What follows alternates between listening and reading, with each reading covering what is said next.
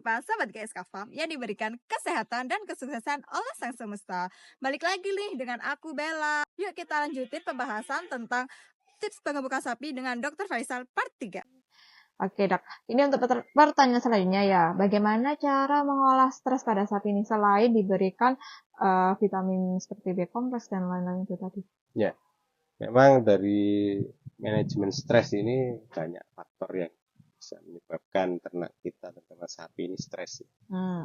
Yang pertama adalah stres karena lingkungan. Ya. Lingkungan kayak sekarang musim kemarau, di mana dia mungkin merasa kepanasan, sehingga proses penguapan cairan tubuhnya lebih banyak. Ya, makanya kita juga perlu memberikan support, ya, baik vitamin B-kom tadi atau mungkin vitamin C ya, untuk membantu mengurangi stres karena lingkungan ini yang lagi ekstrim, panas ekstrim ini istilahnya. Yang kedua juga ada beberapa alternatif yang mungkin bisa dilewatkan pakan, ya mungkin betain atau apa, itu juga bisa diberikan lewat pakan.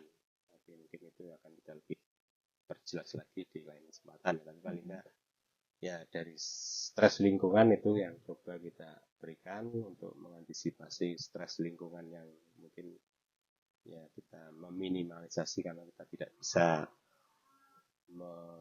ikut mengatur alam ini kan. Ya sebagaimana kalau musim kemarau ini kan terlalu panas ya, kita hanya memberikan support agar sapi kita tidak terlalu dehidrasi, tidak terlalu kekurangan vitamin tertentu ya.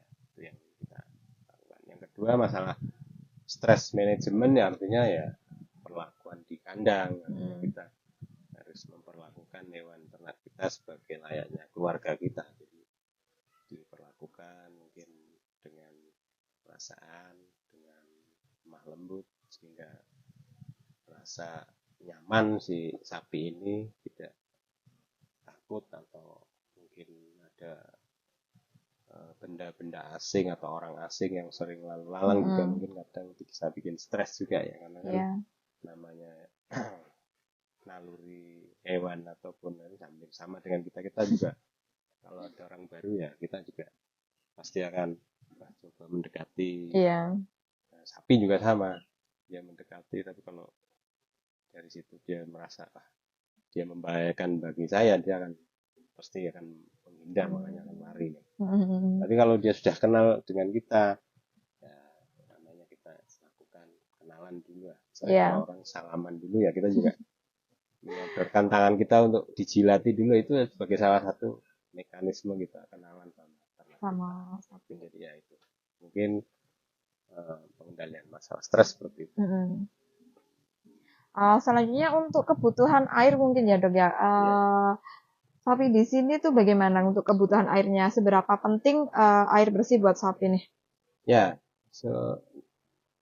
ideal mungkin air yang kita berikan untuk ternak kita adalah air yang memang benar-benar sudah steril ya. Maksudnya ya kalau memungkinkan sih dengan air matang ya. Tapi itu kan nanti dilihat dengan kondisi di lapangan ya, apakah memungkinkan enggak ataupun istilahnya worth it enggak. Artinya kalau kita ngasih air matang ke semua ternak kita, padahal ternak kita banyak sekali ya.